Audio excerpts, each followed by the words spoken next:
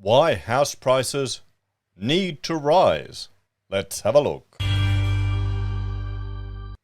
Hello everyone, Florian Heiser here, and welcome to another episode of HeiseSays. Grab your stein of coffee and let's look at this article from Yahoo Finance, written by Kakulis, discussing why house prices need to rise to fix affordability. Now, I've only seen the headline and I thought this is one we have to go through, lads, because, okay, let's see his take on it. Let's see his take on this one. Property developers will have no incentive to build new homes if prices fall. Yes, and honestly, I've made an argument why prices will not fall to any significant amount. Now, a 5% blip as the market comes off a cooling is not the fall. It's not going to make housing affordable. You're not suddenly going to be able to afford a house if you're struggling to get in the market. Hang on, let me frame up the picture. There we go.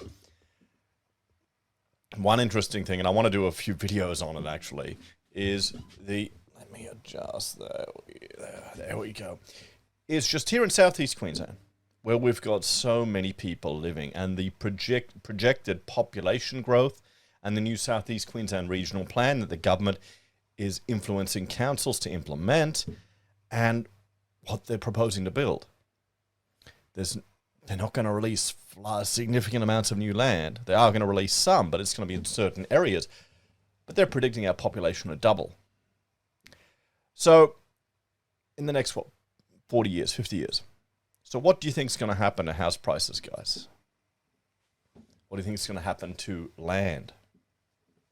So, we'll go through that. There's some really good things that they're proposing in that plan.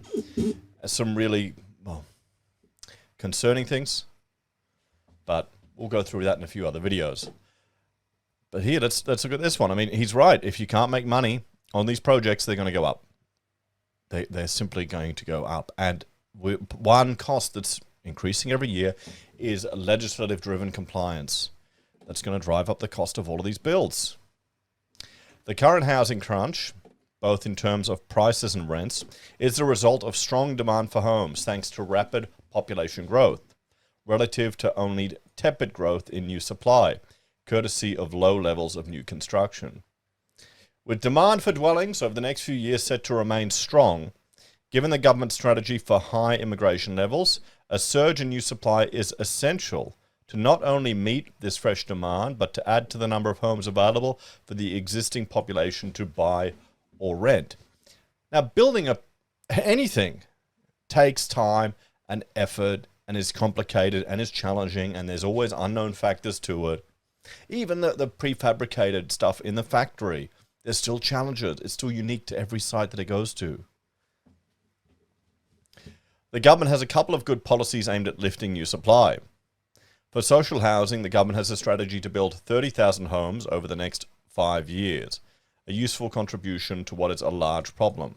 The states really are not meeting their, shall we say, responsibilities or expectations for social housing. I mean, here's the thing. Everyone blames the federal government, but it's the councils and the not in my backyard crowd who are really causing the most issues. In addition to that, there is the goal for 1.2 million new homes to be built in the 5 years from July 2024. These will be built by the private sector, and if the target is met, will go a long way to helping to correct the demand-supply imbalance, which in turn means it will go a long way towards improving affordability. We'll see if that happens. I mean, what's our population going to grow over those 5 years? Judging by just the predictions they're making for Southeast Queensland, I can't see housing becoming more affordable, guys. It's gone stupid. I think we'll be like Sydney or Melbourne eventually. It's going to get that crazy. So incentive to build more dwellings, prices must rise. For property developers, there is a simple formula that must be met for them to go ahead and undertake a project. The price they receive for a completed new dwelling must be greater than the cost of building, including land and all associated services, plus a margin for the builder's profits. The profits they make on some of these jobs, pretty shit, to be honest, when you look at it as a percentage, and the risk and liabilities. So you can see why builders will find a niche and just focus in on that. But yeah, it's It's a lot of stress, guys. It really is. In other words, if the expected sale price for the completed property is less than the cost of construction, the developer will not build it, plain and simple. This has been part of the problem for the past few years. Well, it's not a problem. It's a basic reality. People want everything cheap, cheap, cheap, cheap, cheap. They want it affordable. But then they vote for legislation that keeps pushing up the costs. Australia does not want affordable housing. Okay, anyone who tells you they want affordable housing is either talking out their ass, or they want to really reduce the regulation, red tape, intervention, rules, and hoops that people have to jump through. I mean, we're at a point now where the color of your roof is dictated to you, where you need to get report after report done for every type of house. Every year they're putting more requirements. Right now we've got NCC changes for accessibility and new energy efficiency requirements that are predicted to increase the cost of an average house about 30 grand. Okay, fantastic. I mean, here's the thing. What do you want? Do you want affordable houses? Or do you want super duper awesome houses that tick all these boxes and might save someone $1,000 over a year for the next 5 years? I remember doing the sums on the cost of putting insulation in a house and just the potential electricity savings. How long the house would have to last for that embodied energy to offset. And it was like 50 years was the payback time. So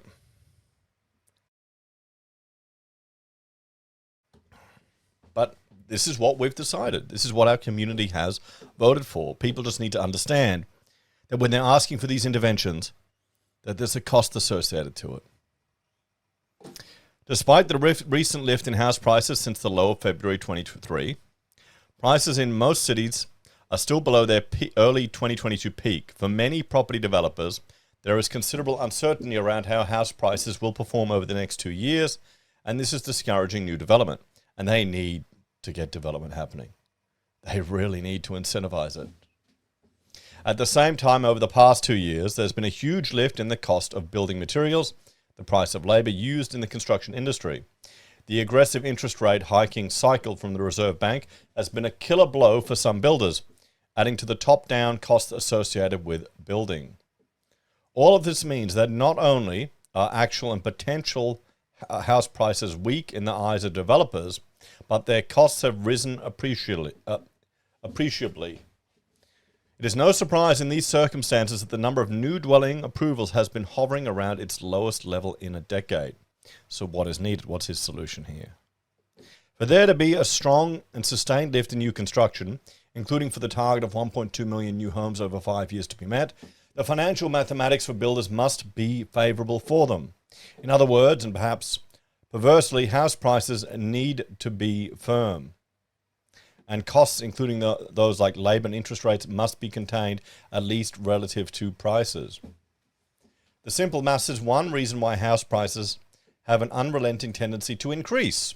Costs and wages go up over the long run, and for new constructions to be viable, dwelling prices must rise. He's not really... And that is a fundamental argument there against all the people who are expecting houses to crash 50%. Guys, if it gets to that point, if we suddenly see houses crashing 50% everywhere, you'll be able to go there with a hammer and it'll be worth you salvaging the gyprock to reuse it for a new build. You get them that cheap. I mean, come on. It's crazy.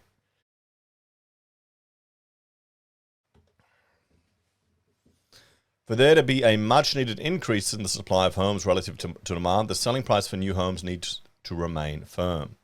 To be sure, the cost of land is an important part of the equation for builders. This is inexorably linked to zoning laws, so councils, and land releases from state and local governments. And one of the reasons why we're going to see some land releases here in southeast Queensland, but not as many as people hope, because they want to maintain, well, the green belt to the north and our food production capacity. Extra land supply in amenable areas will keep this important cost in check.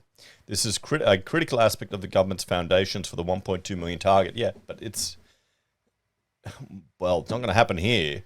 Sure, some of it will happen, fantastic, but I mean, Australia's changed. You know, people talk about how big Australia is and how many places people want to live, but we only live in, what is it? Brisbane, Melbourne, and Sydney. Half of the population live in those three cities. There's a reason. You want to be near amenity. You want to be near jobs. You want to be near opportunities. I mean, I grew up down the Gold Coast. Rachel and I were contemplating setting up an architectural practice down the Gold Coast. And I wonder if we would have gotten the same opportunities being based on the Gold Coast as based in Brisbane. Here in Brisbane, we've worked for national firms. We've worked on international projects. I wonder if we'd get the same on the Gold Coast. Maybe. Maybe not. You want to be near opportunities. And now we prefer the city just because it's convenient. We have a high needs child, so if we need to, we're closer to specialists. So there are all these advantages, and this is why people are attracted to these locations. So it's fantastic saying there's land in the middle of whoop whoop, but you want to live there and be unemployed? Suffice it to say, if there is ever going to be a situation where Australia has a plentiful supply of properties relative to demand, house prices cannot fall sharply. Builders and developers will simply not build them if prices are falling relative to costs. Building costs, land prices, and interest rates are, of course, moving parts of the housing price equation. But if these rise at about the long-run average in the low inflation era of the past 30 years, house prices will need to rise by about 2 to 4% per annum, on average, for construction to be robust enough to meet the 1.2 million new dwelling target. Anything much weaker than this for house prices over the medium term will leave Australians with a muddled through approach to meeting the goal of improving rental and price affordability. What do you think will happen, guys? You know what, let me bring up my... So let's jump to what I call the pillars of the housing market, everyone. And we can have a look at these. You've got fewer bad loans. We're not seeing people being kicked out of their homes and forced to sell. We're not even at pre-pandemic levels, guys. That's what you need to measure when people are thinking there's going to be this big default-fueled crash. Population growth is returning. Migrants are coming back to Australia, guys. That's not going to change. The government is planning for that. Their tax policy is expecting this. There's no incentive for them to reduce migration. So if you're there constantly complaining about migration causing social issues in Australia or housing affordable issues in Australia, it's not going to change. Neither of the two major parties would seriously consider reducing it because they can't afford to, honestly. So if we keep going, so let's come back to normal. We've got the construction apocalypse. Now this playlist is over 100 videos of just builders going bust. I would argue that a big part of it has been that many of them were allowed to trade while insolvent, or also the fact that they had contracts which didn't take account for inflation because we don't know what it is. We don't remember. We haven't experienced it in forever, and now people are freaking out over 7%. You can see here, external administration's dipped, jumped back up. You've got government support for the housing market, or really the housing market is a tool that the government uses to stimulate the economy. You got the cash rate was crashed. You've got, at least we're at a reasonable cash rate now. We may even sit at that. You've got home builder, first home buyer grants. You've got we had 2% deposit home loans. 2% deposit home loans. You had the super withdrawal. Negative gearing is not going anywhere. You can't win an election getting rid of negative gearing in Australia. You've got the zombie companies that were kept alive. They will interfere in the economy. They will change the rules as is necessary to ensure stability. So just think. A massive disruption to house prices would lead to significant instability in the economy here in Australia. What would the majority want? They would expect the government to intervene to ensure stability continued. Am I wrong? Can you argue with that? That's the country we're living in. So if you're expecting a massive crash, you have to face reality and appreciate the fact that we have an interventionist political system, at least when it comes to the economy. And that there will be an expectation of it. I mean, people lose money on a house deposit. they expect the government to bail them out. It's what we're like here in Australia, guys. We're not the American libertarian society. We're different here. Oh, you've got reducing housing supply and the NIMBY crowd. This is the thing. I don't know how they're going to meet this 1.2 million with the densification they want to achieve, which is how they're going to do it with the not in my backyard crowd.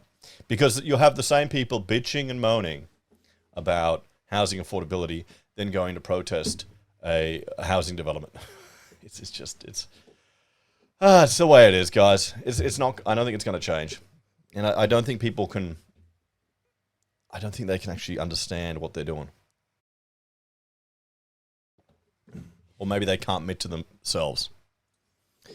As I said, market competition. We've got 50% living in beautiful Brisbane, Sydney, and Melbourne. Okay, this is where you want to go. My father, when he moved to Australia from Germany, he went to Melbourne. His uncle went to Adelaide, got a job at the Holden factory, worked there his whole professional life. Retired in Harvey Bay, as you do. But you can see, there's a lot of this part here in the middle you don't want to live. There's a reason why people fly into a plane and fly back out, okay? There's a reason. I think the furthest inland I got was Longreach. Where's that? Somewhere there. And that was uncomfortable enough. You've got National Construction Code changes, legislation changes. As I said, we've got a 30 grand increase in the average cost of new builds. And that's going to flow through to existing. You've got APRA interventions. They've got their buffer that all the banks have to calculate on to ensure stability. They don't want to see massive people falling over. They don't want to see people getting out of their houses. They would rather make things less affordable and less accessible to ensure stability. That's our culture. But they'll change the rules to ensure they don't choke off credit. You've got family support. Even the viewers of the HeiseSays channel, the majority of you would step in and help family. You've got the FOMO impact of the properties that changed hands in 2021. That's only 600,000. So let's say only 10,000 of those 600,000 are the 2%ers with their 2% deposit that may be at greatest risk. Is that going to be significant enough to impact the overall market size? Then we have a demographic shift where our household sizes are changing because population is changing. We're still growing our population, but that's through migration. The average Aussies, they're not having families anymore. So they're the pillars, everyone. That's why I would argue they all push or they're all support for the housing industry. They're all support for prices to remain either where they are or elevated. Now, little up and down movements, I mean, people will get excited about. People were claiming that the falling off, the 10%, 15% off the recent peak is that crash they've been waiting on. But people were predicting significant property falls, or maybe hoping for it, for like a decade. Don't get me wrong, I'm not saying it's fair. I'm saying it's bullshit, but it's reality, isn't it? What do you think? Anyway, thanks for watching. Let me know your thoughts and opinions on this. Do you agree with Cook? Do you think we're going to see house prices increasing? As always, thanks for watching. Check out HeiseBim or HeiseDoes for other content I create, and I promise I'm working on a method to get more content up there. The HeiseBim stuff I'm going to have to start. I think I'm going to try and record it at the other house. So use the NVIDIA to block out, because I'm just in a corner of the open family room there where I've got my little workstation working. So I'm going to get the NVIDIA broadcast to block out the kids and probably not even have a face cam. We'll see how that goes. And the HeiseDoes stuff here, I'll get some more up there. I'll do another water fast. If you want to support us, guys, thank you very much. If you do, you can on YouTube or Patreon, or using any of our affiliate links. If you're going to make a purchase anyway, use those and we get a small cut. Appreciate it, but I understand if you can't afford to.